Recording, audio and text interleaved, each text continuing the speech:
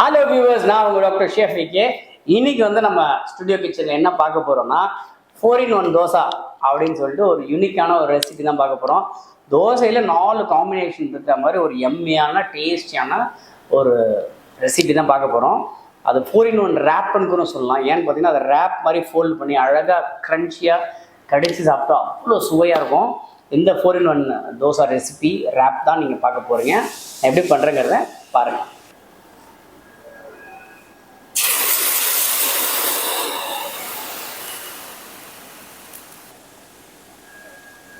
வந்து பார்த்திங்கன்னா இந்த தோசை கல்லை வந்து முதல்ல சீசன் பண்ணணும். இது நிறைய பேர் வந்து பார்த்திங்கன்னா தோசை பண்ணுறேன்னு பேரில் தோசை கல்லோட சண்டை போட்டுன்னு இருப்பான். ஸோ அதெல்லாம் பண்ணக்கூடாது. இந்த தோசை கல் வந்து நல்லா ஆயில் ஆனியன்ஸ்லாம் போட்டு நல்லா சீசன் பண்ணிவிடுங்க.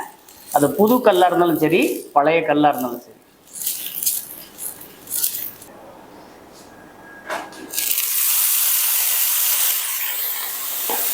ஓகே, இப்போ வந்து பார்த்தீங்கன்னா நார்மல் வீட்டில் இருக்கிற தோசை மாவு தான் நான் யூஸ் பண்ணுறேன். தோசை மாவு எடுத்துகிட்டு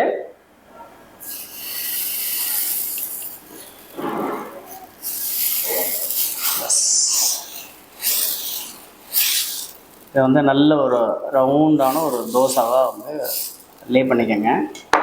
இப்போ வந்து பார்த்தீங்கன்னா நான் ஒரு சைடில் வந்து நான் பன்னீர் ஆட் பண்ணியிருக்கேன்.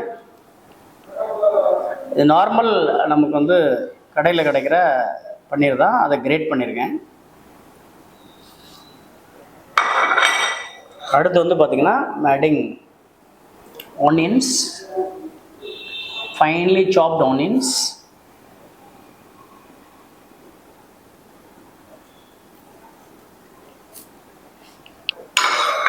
அடுத்து வந்து பார்த்திங்கன்னா இங்கே வந்து நான் சீஸ் வைக்கிறேன், கிரேட்டட் சீஸ்.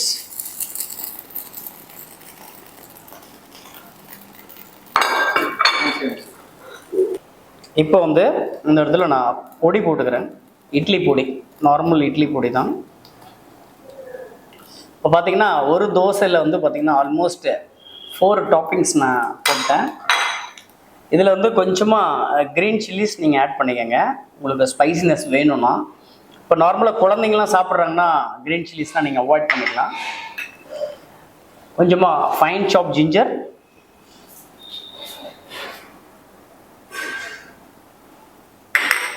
இப்போ வந்து பார்த்திங்கன்னா சாப்டு கறி லீவ்ஸ்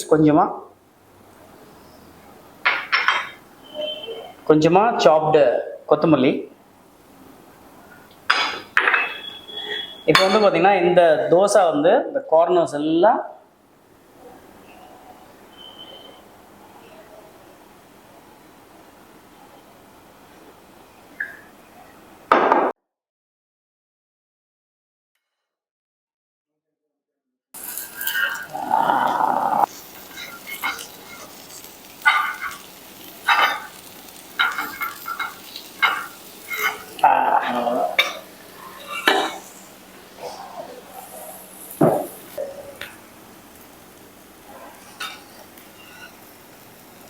இப்போ வந்து பார்த்திங்கன்னா இந்த தோசை அப்படியே ஃபோல்ட் பண்ணுங்க.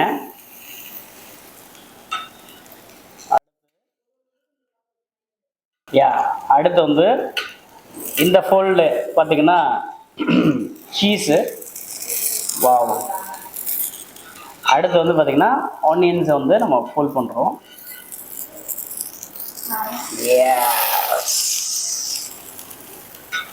இந்த 4-in-1 தோசை ரெடி ஆகிடுச்சு.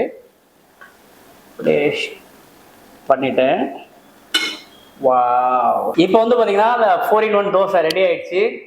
பன்னீர், சீஸு, முக்கியமாக ஆனியன்ஸு, அப்புறம் இட்லி பொடியெலாம் போட்டிருக்கோம். ஸோ இந்த தோசை வந்து பார்த்திங்கன்னா தோசை லவ்வர்ஸ்லாம் வந்து மறக்காமல் ட்ரை பண்ணுவோம். இப்போ இந்த 4-in-1 தோசை டேஸ்ட் பண்ண போகிறேன். செம்ம டெம்டிங்காக இருக்குது.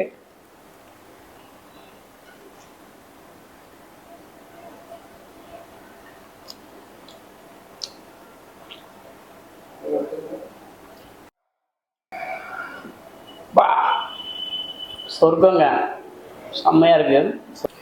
இந்த 4-in-1 தோசை வந்து பார்த்திங்கன்னா சாப்பிட்டேன், உண்மையிலே சொர்க்கங்க. அவ்வளோ சுவையாக இருக்குது, செம்ம டெம்டிங்காக இருக்குது. தோசை லவர்ஸ் எல்லாருமே மறக்காமல் வீட்டில் ட்ரை பண்ணி பாருங்கள். உங்களுக்கு பிடிச்ச டாப்பிங்ஸ் கூட நீங்கள் யூஸ் பண்ணிக்கோங்க. இந்த ரெசிபியை உங்கள் வீட்டில் ட்ரை பண்ணிவிட்டு மறக்காமல் கமெண்ட் பண்ணுங்கள் எப்படி இருக்குன்னு.